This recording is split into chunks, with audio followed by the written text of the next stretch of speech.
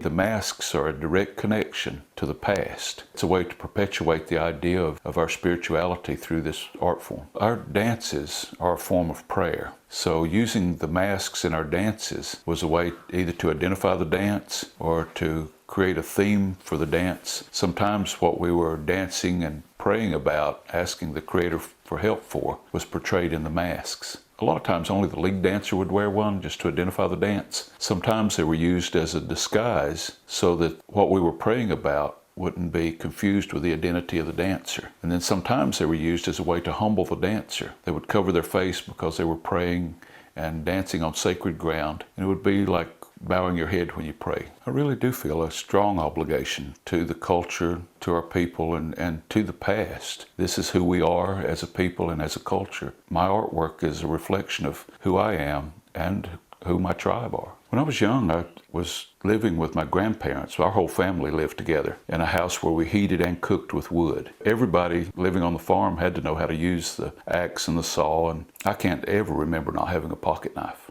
My earliest memories, I had a knife. It was just a natural thing to carve and whittle and make things. And really early, I started making utilitarian objects like spoons and bowls and things that I could gift to my family for Christmas presents and birthday presents. And there was always artists around. Everybody in Cherokee does something. So I had this huge resource of all these really high-end professional artists. I had an uncle named Boyce Allison who was a wood carver, and he was always willing to let me use his carving wood, and he had a bandsaw and some chisels. And matter of fact, these two chisels that I have here belong to him, and they're older than I am. And once I got into high school, I started some sign painting and working jobs around town, but I found out that I could produce carvings and make more money with my artwork than I could by working a job. So I started supplementing my income with my artwork. And the feeling of being able to connect directly to the spirituality in our culture was something that I would get lost in. It would almost take me back in time.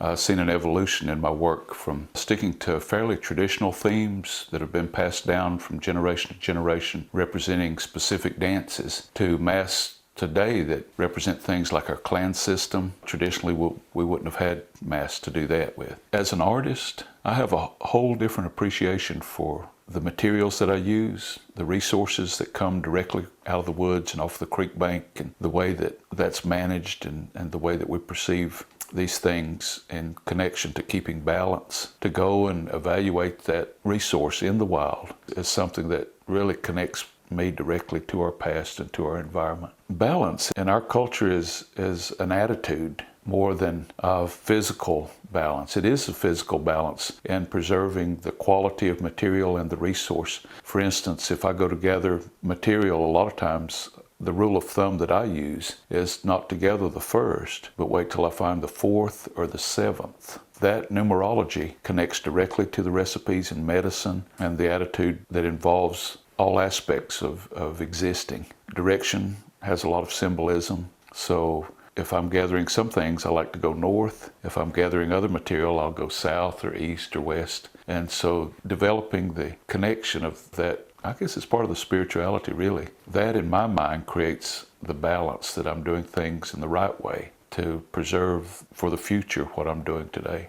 At the same time, I'm connecting what I'm doing directly to the past and what has made us the culture and people that we are. The ceremonial masks that are used in traditional ceremony are going to remain almost underground. These things are dealing with sacred spirituality that's not to be used for commercial gain. Contemporary masks will survive as a big part of our art world in Cherokee on into the future. Producing masks is a way to involve people in our traditional attitude toward life. These are directly connected to our past lifeways. These were things that were associated with the interconnection of spirituality and environment and balance. Today, that's something that I try to pass on. To carve a mask in a traditional theme that would have been used 1,000 years ago really causes me to feel proud of who I am and what I'm doing.